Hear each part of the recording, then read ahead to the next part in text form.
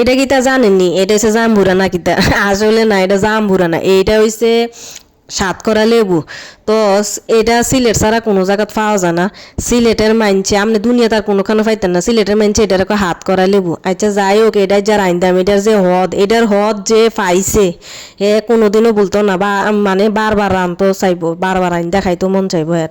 তো এটার যার আইন্দাম পুরাটা রানতাম না, কুদ্দুর রাইন্দাম, বাকি সবটা ফ্রিজও রাখিয়া দেবো। পরে আমি মাছ দিয়া, ডাইল দিয়া, আবার অন্য মাংস দিয়া রাইন্দাম। আজ্জা খালি গুস্ত দিয়ে কুদ্দুর রাইন্দাম। বেশি দিলে তরকারি হদ হইতো না, উল্টা তিত হইব, ফালাই দিত মন চাইবো। তো এটা রান্দার সিস্টেমও জানতে হইব, এই আর কি।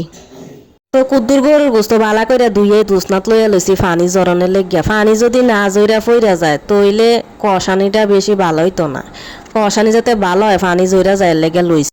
তো আজ যা গরুর গোস্ত প্রেসার কুকারে রাইন্দাম, যাতে সময় কুদ্দুর বাচ্চা যায়, আবার গ্যাসও কুদ্দুর বাচ্চা যায়। তো সব মশলা দিয়া, আস্তা পেঁয়াজ দিয়া কুদ্দুর সময় কষামু।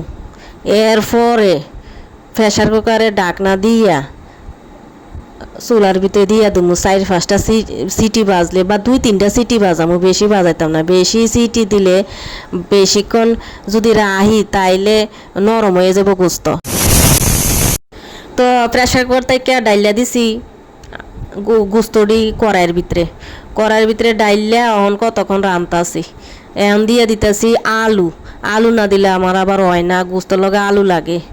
আর এ দিতেছি আস্তা একটা দিয়ে দিলাম রুন, এই হিদ্দ রুন, সালনের হিদ্দ রুন আমি বেশি হত পাই। আর এই দিয়ে দিতেছি এই সাতকরা লেবু।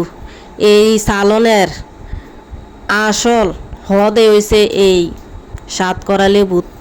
তো আমি বেশি দিতাম না, মাইনসে দেহি কতলি দেয় কতগুলা দিয়া তো রান্ধে। এরপরে কই ইস মাইনসে কেমনে খায় সাতকরা লেবু, ইতা হদ আসেনি, ইতা আরও মাইনসে খায়। তো ওই যে রান্ধতে না তো দুষ দেয় সাতকরা লেবুর। বালা কইরা যদি রান্ধন যায় তো এইটা খালি খাইতেই মন চাইব। বালা কইরা তো রান্ধতে হইব নাকি। তো এই যে দেখেন সালনটা কি সুন্দর কালার আইছে, আর আলুটিও একদম হিট হইয়া গেছে। আমি কিতা করছি জানেননি? আলু রুন আর হইছে সাতকরা দিয়া, হরাটা দিয়া সালনটারে ডাইকিয়া চুলার উপরে রাইকিয়া কতক্ষণ রাইন্দা লাইছি। এই ধরেন 10 মিনিট। তো হইয়া গেল, এখন চালনটা রেডি হয়ে গেল।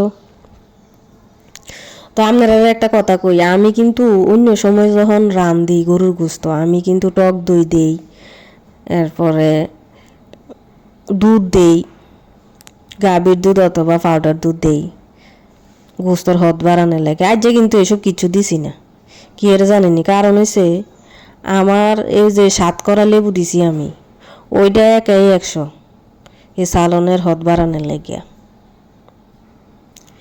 তো আপনারা এইভাবে রাইন্দা খাইতেন পারেন। সাতকরা লেবু আসলেই অনেক হদ। তো এই সাতকরা লেবু ফ্রিজও রাখনেরও টেকনিক আছে। টেকনিক অনুযায়ী না রাখলে পরে আবার কিন্তু রাঁধলে গ্যাসটা হইয়া তাই মজা লাগে না, হদ লাগে না, যেটাই কই।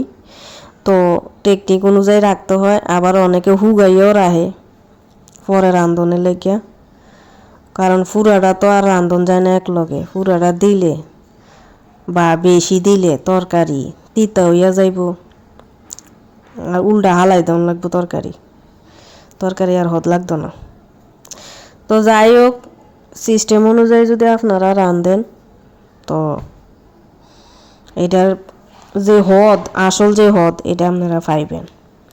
কুমিল্লা তো কার জেনে ওকে পাওয়া যায় না, খালি সিলেটে সাতকরা লেবু পাওয়া যায়।